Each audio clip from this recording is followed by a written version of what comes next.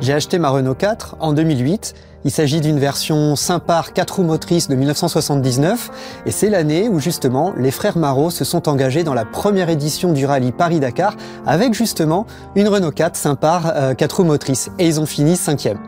Alors depuis j'en ai fait des kilomètres et moi je la surnomme la vaillante parce que je peux lui demander n'importe quoi, de toute façon elle le fera. Et puis moi je collectionne les voitures anciennes depuis l'âge de 25 ans. Et à force de tomber en panne, mon père me disait « mais tu peux pas acheter une Renault 4 parce que ça au moins tout le monde sait la réparer ». Et ce qu'il savait pas c'est que j'en avais déjà une depuis une semaine en fait.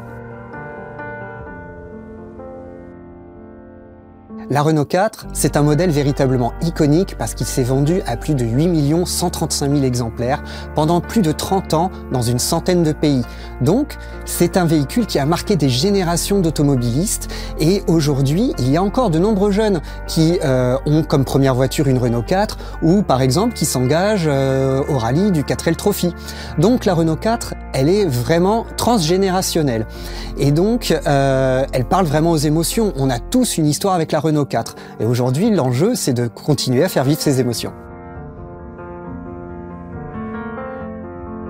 Aujourd'hui, repenser l'automobile, c'est crucial et ça passe par la transition vers le véhicule électrique. Et justement, Renault 4, qui revient en version e-tech électrique, s'inscrit dans cette démarche.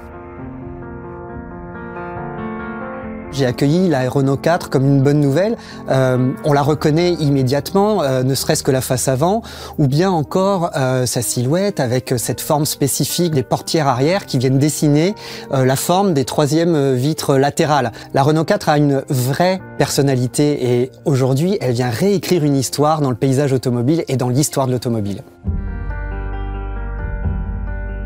J'ai remarqué que la garde au sol de la nouvelle Renault 4 est similaire par rapport à l'ancienne génération, ce qui veut dire qu'elle est à l'aise en toutes circonstances et sur tout type de route. J'ai aussi remarqué que le seuil de chargement est particulièrement bas avec un haillon qui s'ouvre largement et ça, si on l'ajoute avec la modularité, ça permet une polyvalence d'usage qui était la vocation de la première génération de Renault 4.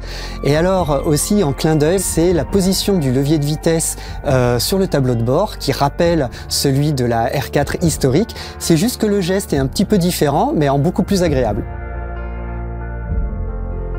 Il y a encore un détail sur la Renault 4 e-tech électrique que j'adore, c'est l'énorme toit ouvrant qui permet d'observer le ciel bleu, cheveux au vent, et ça c'est une sensation qui rappelle la liberté.